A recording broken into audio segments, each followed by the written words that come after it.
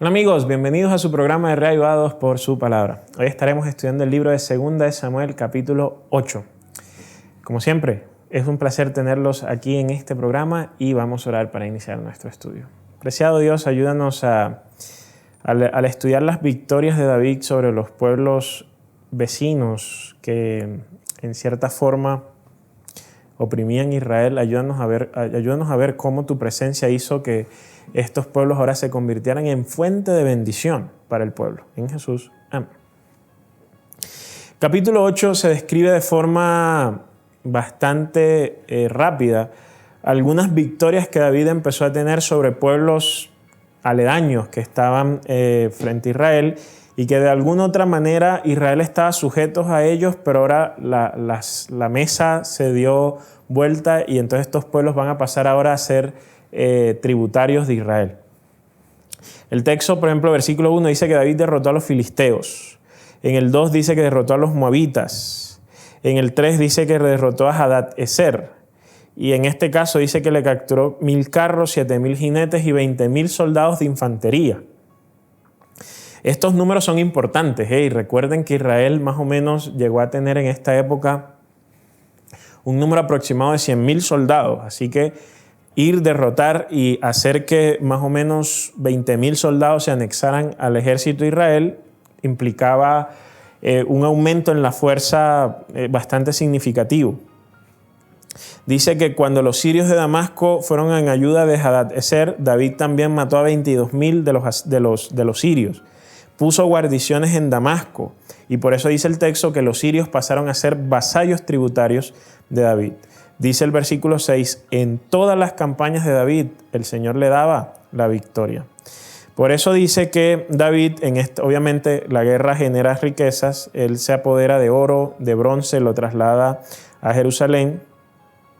Y además de eso, dice el texto que en el versículo 11, David consagró al Señor la plata, el oro de las naciones que él había subyugado, consagró el botín, ¿no? Y dice el versículo siguiente que la fama de David creció más cuando regresó victorioso del Valle de la Sal, donde aniquiló a 18,000 edomitas. Puso guarniciones Edom y entonces ahora los de Edom pasaron a ser vasallos tributarios de David. Y nuevamente cierra el capítulo diciendo que en todas las campañas el Señor le daba la victoria. Lo interesante de este capítulo, porque ustedes pueden llegar a leerlo y decir, bueno, son números random de David conquistando ciudades y demás. Ustedes podrán de pronto pensar que no hay nada jugoso en este capítulo. Lo que ustedes tienen que entender, darse cuenta es que David genera una transformación y genera un cambio en los balances de poder que existían en estos pueblos en este momento. Israel siempre estaba en guerra, por ejemplo, con los filisteos, con los moabitas, con los edomitas, pero Israel siempre perdía. Ese es el punto, Israel siempre perdía. Y en el mundo de la guerra, como en algún momento lo decíamos, las guerras siempre tienen motivaciones económicas. Las guerras nunca se pelean por ideología, siempre se pelean por economía y las ideologías simplemente nacen para justificar dichas guerras. Cuando tenemos en cuenta entonces este punto, cuando lo pensamos, nos vamos a dar cuenta que cuando Israel perdía la guerra, pues Israel no solo perdía honor o demás, Israel perdía territorio y además de esto Israel perdía economía, perdía libertad financiera.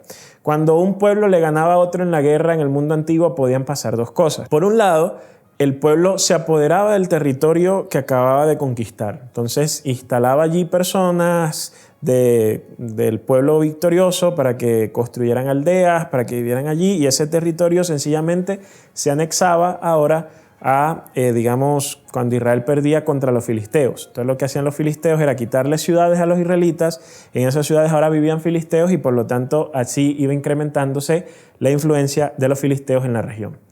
La otra cosa que podían hacer era conquistarlos y decir, bueno, nosotros no tenemos gente suficiente para dejarlos acá y como para de pronto generar una presencia de personas. ¿Qué vamos a hacer? Yo les voy a dejar el territorio, pero ustedes me van a pagar a mí un impuesto. Entonces, ese impuesto usualmente era alto, de tal forma que la gente a veces vivía solo para pagar el impuesto que le tocaba. Entonces, el ser vasallo de otra nación lo que hacía era que te generaba un retroceso en las posibilidades y en la calidad de vida. En el texto acá del 2 Samuel capítulo 8, se nos muestra entonces cómo Israel pasó de pagar impuesto ahora a que le paguen impuesto, y pasó de perder territorio ahora a conquistar territorio. Y lo que genera esto es esa desbalance en la escala de poder, donde cuando antes Israel era la nación que siempre perdía, la nación que iba atrás, la nación de la que todo el mundo se burlaba, ahora de repente empieza a ascender hasta que Edom, los filisteos, los sirios empiezan a ver cómo Israel se coloca a la cabeza de las naciones.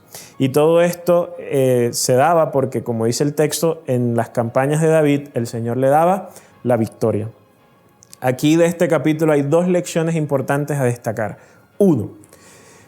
Nuestra vida puede ser en algunas ocasiones como la vida del pueblo de Israel, que vamos simplemente de derrota en derrota y nos vamos viendo como que cercados por las malas situaciones y somos víctimas de malas decisiones y empezamos a pagar las consecuencias de dichas decisiones y lo que vemos es que día tras día y vez tras vez nos vamos quedando simplemente rezagados y estamos condenados a una mala vida. Y lo único que vemos en nuestra vida es derrota.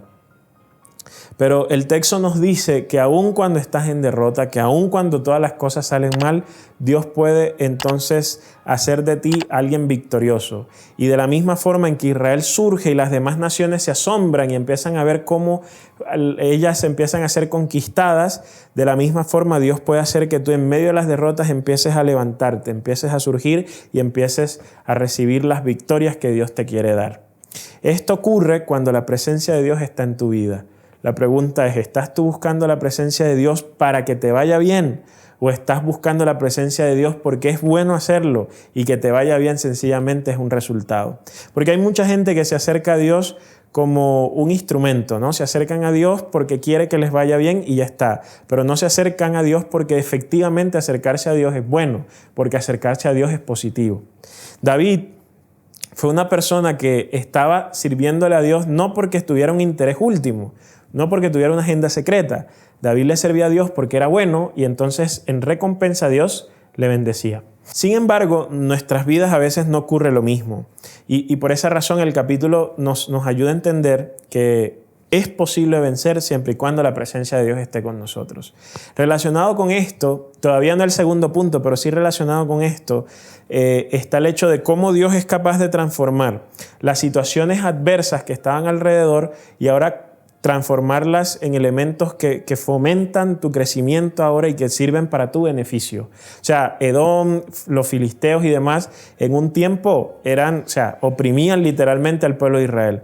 Pero ahora esas naciones se convierten en las fuentes de riqueza a través de las cuales el pueblo de Israel empieza a crecer, el pueblo de Israel empieza a tener ahora dinero que se va a reflejar en la calidad de vida. A veces los obstáculos y los enemigos que podamos llegar a tener en la vida, más adelante, a través de la obra de Dios, se pueden convertir en las fuentes de bendición. La segunda enseñanza que nos deja el capítulo 8 es que David dice que todo lo que iba consiguiendo en las guerras lo consagró al Señor. Nosotros hoy tenemos un problema y es que poco consagramos al Señor, ¿no? Poco le reconocemos a Dios lo que Él hace por nosotros.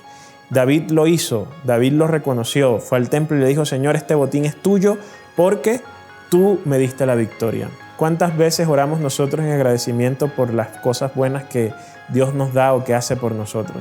¿Cuántos de nosotros expresamos nuestro agradecimiento a través de ofrendas y demás que podamos darle al Señor? Que no siempre cuando hablo de ofrenda estoy hablando de plata.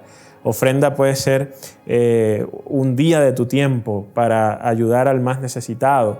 Ofrenda puede ser compartir ropa que ya no uses. Ofrenda puede ser compartir alimento que se pueda perder en tu casa. Entonces, ¿cuántos de nosotros reconocemos al Señor por lo que Él hace por nosotros?